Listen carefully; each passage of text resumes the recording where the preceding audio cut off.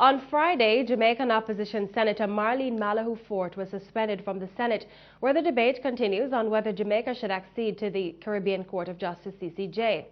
Senator Malahoo-Forte was found to be in contempt by Senate President Floyd Morris after she excused herself from the proceedings and did not return upon being summoned. Government senators claim Mrs. Malahoo-Forte was being disrespectful and was trying to run away from producing a letter she promised to submit to evidence of the Privy Council in London expressing interest in having itinerant sittings in Jamaica. But Mrs. Malahoo-Forte says she did nothing wrong and her suspension was unwarranted. After creating shock on Thursday with her declaration that there is evidence by way of a letter from the UK's Privy Council expressing interest to host itinerant sittings in Jamaica on request, opposition Senator Marlene Malahoo-Forte met shock of her own on Friday when she was suspended from the Senate, having failed to provide the letter. A motion was moved to have Mrs. Malahoo-Forte suspended from the upper house until she produces the letter. The motion was carried after she failed to return to the proceeding at the request of the Senate President Floyd Morris, who sent the marshal to summon her twice. The Senate President and the government senators concluded that her unwillingness to return to the Senate was an act of disrespect. Female government senators have signed a statement requesting that Senator Malahoo-Forte respect the Senate, noting that she pulled the gender card, which has no place in the upper house. Signatory to that statement, Senator Angela Brown-Burke confirms the belief of her peers that the suspension was warranted. She had made a promise. Based on what I heard on Thursday, I thought that she had actually promised to make that copy available on Thursday. On Friday, the president repeated his request for the letter and he asked for it to be submitted to him on that day. He said deliberately, I would want to have that today.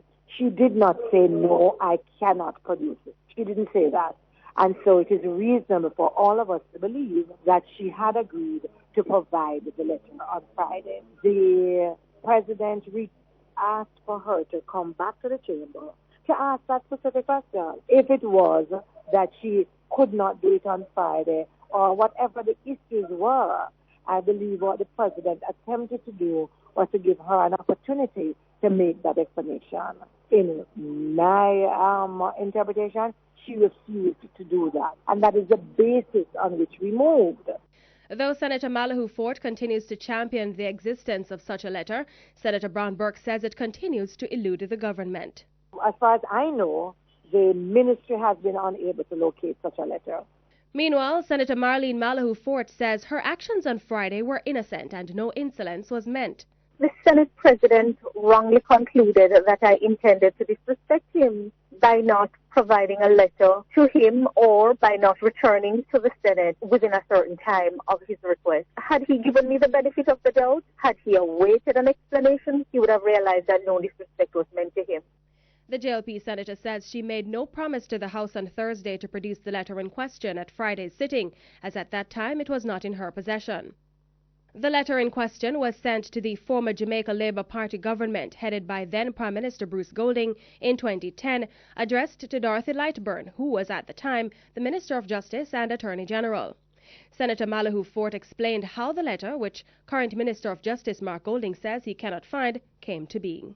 Prime Minister Golding had instructed us to look whether the Privy Council would come to Jamaica and what it would require. And this was in the wider context of dealing with the transitions that needed to be made, whether we would accede to the CCJ or to a local final court, but generally whether we could take steps to make things easier for persons who need to access justice at the highest level until we fully sort it out ourselves.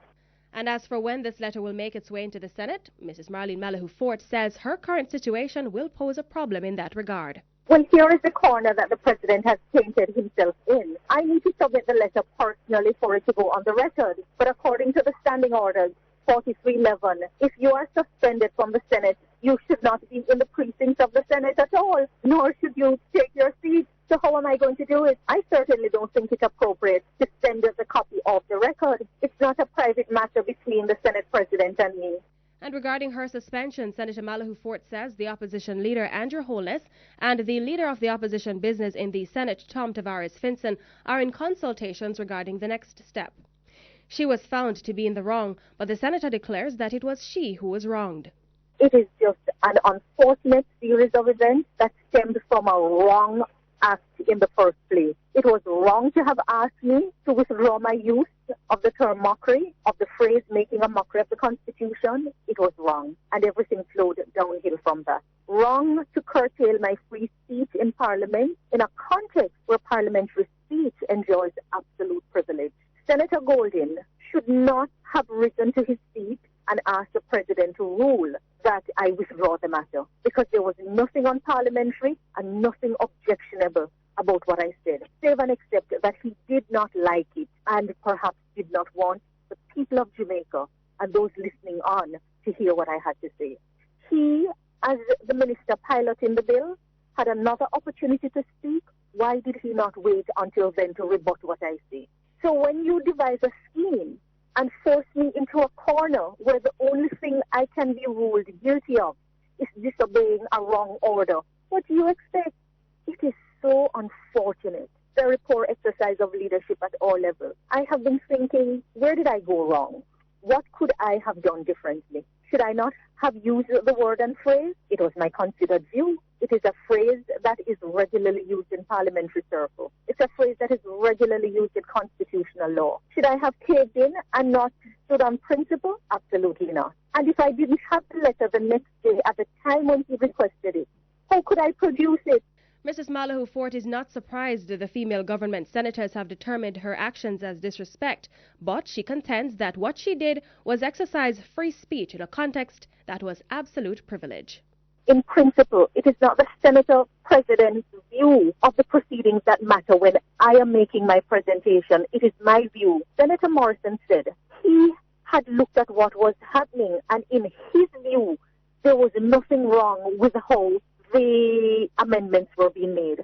With all due respect, that was not his call. What I said was not wrong or unparliamentary, but they took offense to it. The fact that you take offense to something doesn't mean that something is wrong.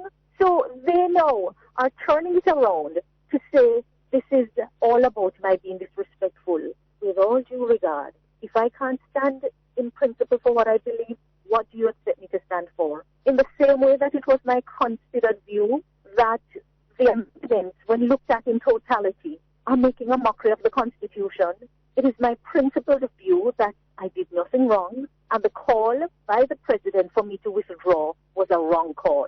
If I had to risk a suspension for standing in principle, so be it.